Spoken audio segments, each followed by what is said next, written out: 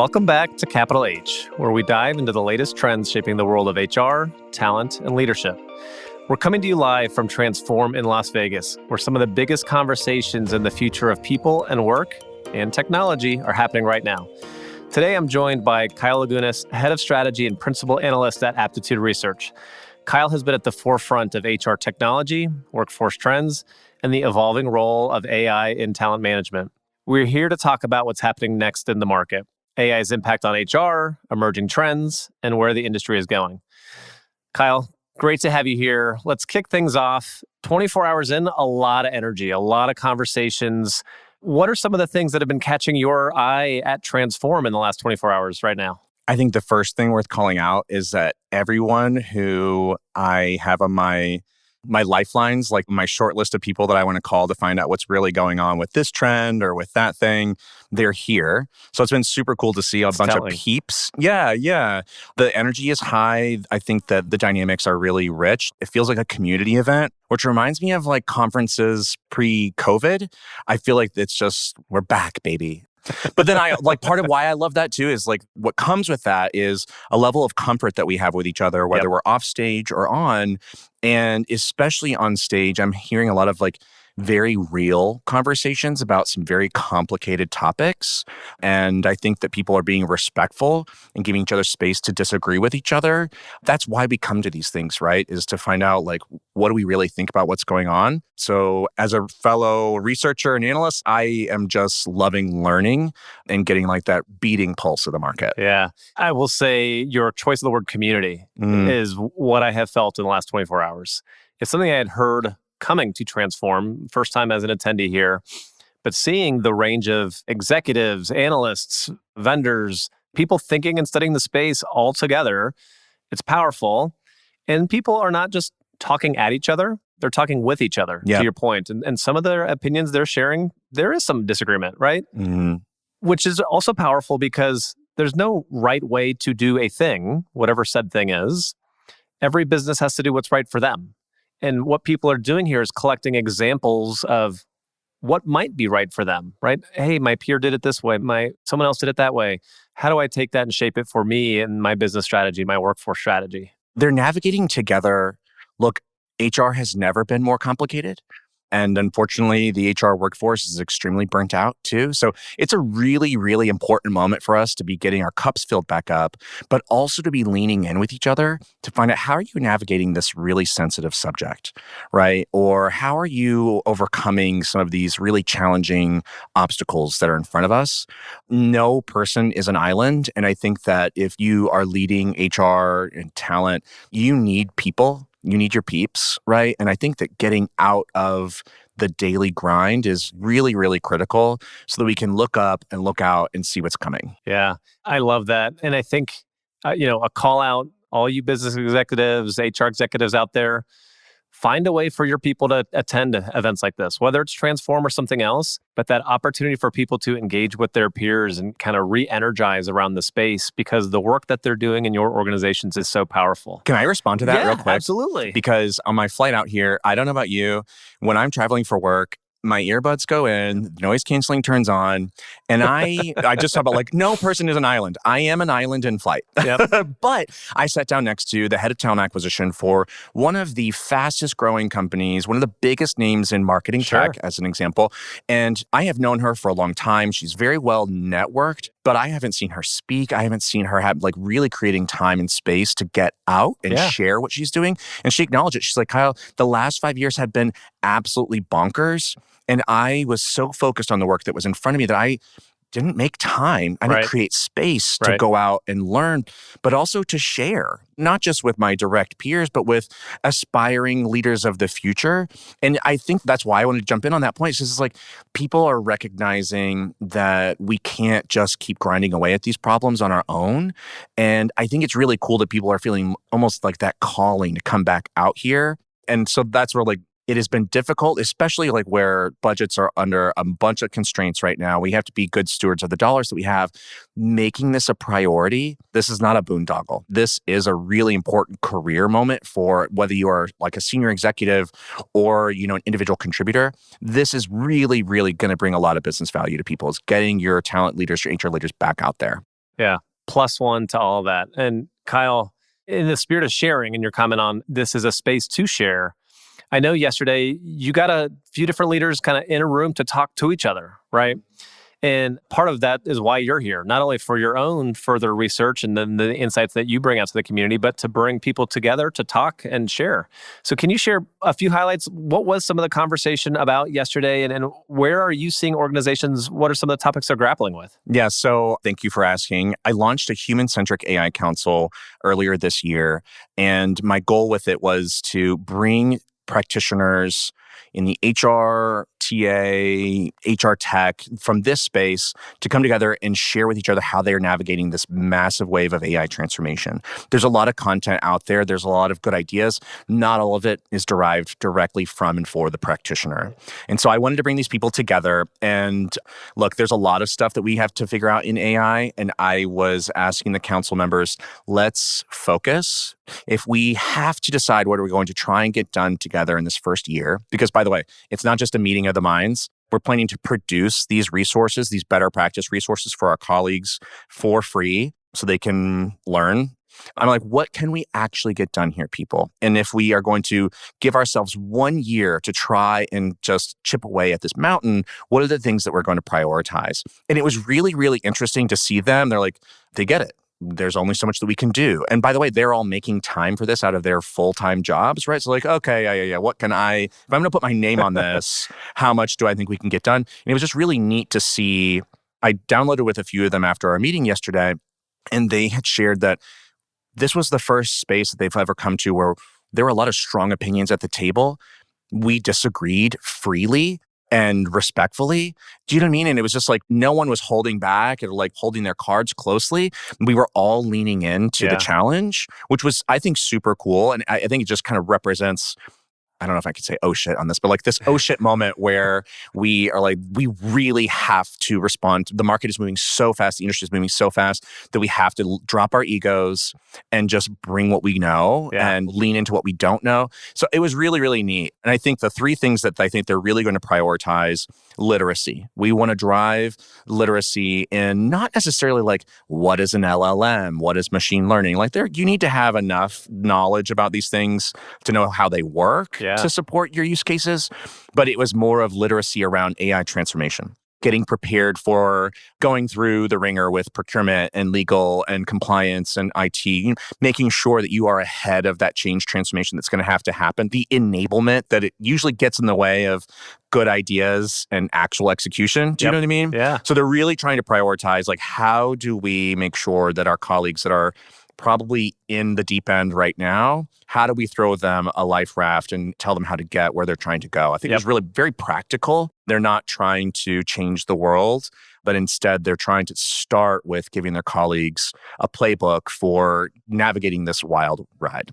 And Kyle, I think the literacy focus is such a big one for folks to even just get their arms wrapped around and understand, because of the speed at which the AI capabilities continue to change, right? And I think AI, artificial intelligence, that almost became this generic term catch-all for everything, and regrounding people on what are the automation capabilities, workflows. Are your systems actually integrated with an automated integration? Revisiting RPA. And then, yes, there is AI and the different ways in which it can be used.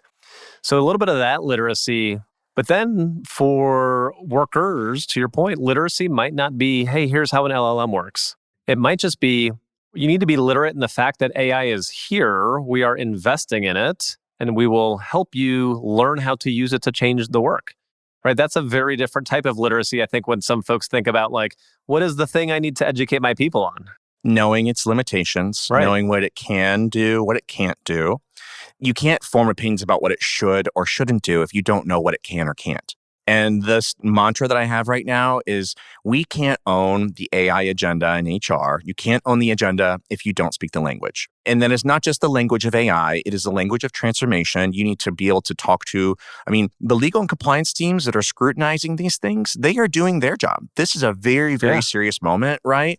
I need to know the language that I need to have an engaging and productive conversation with my colleagues. Like, you can't own your agenda if you don't speak the language. And I think it is a moment that is uncomfortable for HR because in prior transformation initiatives, we actually did lean into our HR expertise. Sure. That we would bring our HR expertise and have the IT organization help us find technology solutions that were fit for purpose. The HR expertise is not enough now. We do actually have to grow beyond that core. The days where we were given a pass for not being tech savvy, I really think are numbered. And I think that that's a good thing. AI has implications beyond just our own processes and functions, right? It has implications for workforce strategy, right? For business strategy. And here we are, CHROs sitting at that executive table. We need to have informed opinions about what we should and shouldn't be doing, where we could and can't be going. So it's just like we need to be leaning in on this. And so I'm really excited about it. And Kyle, I had a CHRO share with me here at this event that leaders, HR practitioners should stop saying, hey, I need an investment in HR technology.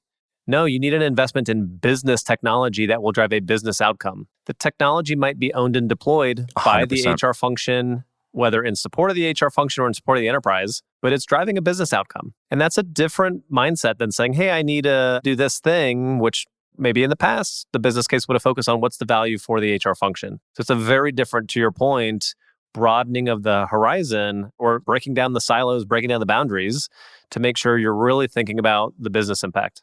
If your idea, if your ask, if your project, if your strategy doesn't have clear business impact, then it's not a business initiative. And initiatives that are only in the realm of HR, those are not going to get funded, babe. Those are not going to get prioritized. And so I think it's, even if it feels like it's an HR problem, I think being able to connect like, all right, this drag, this thrash in our HR operating model, whatever, this gap in our HR capability is limiting impact in the business in this way. Like you still just have to relate it. I mean, otherwise it's just HR doing things for HR and it's just not going to go very far. Yeah. So Kyle, you highlighted literacy, AI literacy, technology literacy as one of the things that you discussed yesterday with this group of peers. What else was kind of top of mind for them? So a huge one is we want to map out AI use cases for HR. Because like, if you look at like the EU AI Act, they've identified HR use cases as high risk, a highest risk of like categorical. But there are millions of AI use cases in HR. And they are not all high risk, right? But if you don't actually know that and you are sitting down with your IT partner and trying to plan the future, like they're going to put a pause on everything potentially. Right. So what we want to do is we want to dig into that. So what is risk? Right? Is there compliance risk? Is there internal governance risk? Is there ethical risk? So like we want to look at the dimensionality of some of these things that are getting us stuck, not so that we can just brush past it, but instead so we can navigate it very directly and confidently. So we want to map out use cases, and see which ones are going to have really high impact. Impact is a neutral concept, right? It could be positive or negative. What has the potential for high impact? What has the potential for high risk? If it's something that has low risk, but potential for high impact, then maybe that's a use case that we really should be kicking off to show the business that we can deliver the goods, right? That we can use AI to bring new value, whatever it is. If it's low risk and low impact, could be a use case for us to just run a pilot and get comfortable with how AI works here and how it doesn't. Do you know what I mean? Yeah. And so we want to put together this map so that we're not just looking at cool tools and shiny objects. We're being really intentional about where we start and how we incorporate AI into our overall transformation strategy. Yeah, well, Kyle, you use the cool tool, shiny object phrase. So there's a lot of them out there. Which I want to pick on that for a moment because I think, over the last couple of years, it started with the broad AI will solve all. And then it was like, no. Actually, we can't think about general AI application. We need the very specific use cases. But then every single vendor talks about, okay, here's the AI capabilities that we have now.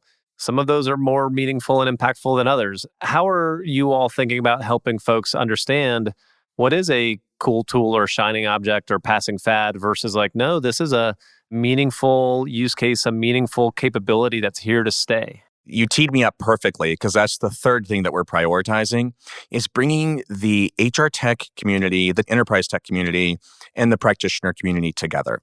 There has been for too long a widening gap of innovation and utilization. Product companies build product. They build cool things. They build things that think will sell. They build things because it's part of a hype cycle. And we are getting caught up in the noise. I am not here to vilify technology providers whatsoever. Like, I've actually worked at a vendor company before, and I know that we're trying really hard to do important things, but we need that bridge. And I was asked yesterday by a CMO of an HR tech company in this count, because we actually invited members of the community to come and hear our founding artifacts to give us feedback. And they asked, what's different about this? There are a lot of AI councils. There's a lot of like HR executive engagements, whatever. And we said, we want to be the representative voice in market of meaningful AI innovation. We want to focus on things that are high utility. We want to bring insights that are practical and approachable and ecosystem friendly, right? There's a lot of ideas and thought leadership coming out of the vendor space. We want to engage with that and not police it, but instead curate the ideas that we think are most worthwhile or that we think are most helpful or maybe are most urgent things that we need to understand, and doing it in a market neutral space. Right? None of these vendors own this council. And so we can actually really hold each other accountable as representative colleagues that this is the innovation that matters. This is the hot new trend that you do really need to be dialed in on, or this is one that is really cute and exciting, but maybe it's not it. And I think just having their representative peers that are forming these opinions and curating this content earns a little bit more trust. And I hope that the vendors in the space and all these beautiful marketers that we have maybe pay attention to some of the nuance of what we think is important and what's not and why. And maybe we'll start to get a little bit less of that out of touch aspirational or maybe just wild innovation for the sake of innovation, which will continue, sure. But maybe some of these things will start to get closer and closer to the real current problems and not just new solutions for future problems. Yeah. Well, and Kyle, I think this is that right moment in time for it, right? You think about your earlier comment, just even with budgets limited, organizations investing and sending their people to a place like Transform. That same budget is limited comment is applicable to where folks are investing in technology capabilities. And so if you can help bridge the gap between vendors, providers who are trying to solve a problem with actual informed opinions from practitioners in the space, right? Then that means you're going to be that much closer to faster time to value, faster impact at an organization when something gets selected. Probably less client churn too, because clients will get better at finding the right partners for them, right? And because they'll be more effective at evaluating what's in the market. So hopefully all ships will rise with the tide. So Kyle, I know there's a lot happening at Transform, and thank you for sharing the insights from the session yesterday. If you were to say next 24 hours, you got a variety of other conversations ahead for yourself, topics you want to dig into. Outside of AI, what are one or two other things that you've really got top of mind and you're digging into? I want to know how the HR leaders of this moment are navigating their personal feelings about economic cycles, culture shifts, social issues, political things. I want to know how they are navigating their day job. It is a quagmire out there. You can't take a step anywhere, right? And so I just kind of want to hear from them how they are continuing to stay focused. And we spent so many years talking about authentic leadership and bringing your whole self to work. And HR leaders don't really have that luxury. And I want to hear how they're making it work, because I know a lot of us are challenged right now. And I want to just see how it's working out, you know? Yeah. In the session I had this morning for our 2025 Global Human Capital Trends Report, we found this theme around different tensions organizations are facing, kind of external tensions and internal tensions. And there's a spectrum, right? And it's not necessarily you have to make one choice or another. It might be an and, but that and might be different for one function to the next, or this point in the year or next. But leaders need to acknowledge said tensions. They need to make decisions versus letting a decision be made for them, because inaction is a decision in and of itself. And then they need to communicate that to the workforce. Here's our decision. Here's the business outcome we're trying to drive. And here's the workforce outcome, right? And the wide array of topics to make those decisions on. Completely. Right? Oh, completely. It's just so interesting. We started this conversation by talking about how complicated things are and how complex things are. But then our leaders, our workforce, maybe even our colleagues they're wanting binary decisions. There's no right way or wrong way. It's so funny that we acknowledge that reality in the world that we're operating in, But then our stakeholders don't have that personal point of view, and people are feeling very personally passionate about there's only two sides to a coin. And so, yeah, I think that's what's also really important about coming here is getting to the nuance with people that you feel comfortable having sensitive conversations with. Like people are like, oh, layoffs are bad. I'm like, well, layoffs are a part of business. You know what I mean? And it's like, and it is not an innately good or bad thing. It is a thing. So let's discuss it. And so I'm just kind of, I really want to dig in a bit more with people because I also want to get to the heart, like actual beating heart of HR too. And I feel like it's been a little fragile. Yeah. Well, Kyle, maybe with that, for folks who have never been to Transform before, what's one reason you would give them for, hey, next year, put this particular place on your list for coming and partaking in the community? Last night's opening reception, we walked outside on a beautiful green lawn with a literal waterfall, like a big waterfall in the distance. And we walked into a pavilion that was full of good food and great conversation. Like, it's the vibes for me, as the millennials say. It was absolutely a vibe. And I think that is the draw right there. It's just knowing that this is a place of really smart people. This isn't a kumbaya, but we are definitely feeling pretty kumbaya because we are all in it together. Well, and Samara and Jen and the team have really, I think, done an incredible job at preparing the speakers to deliver impactful sessions.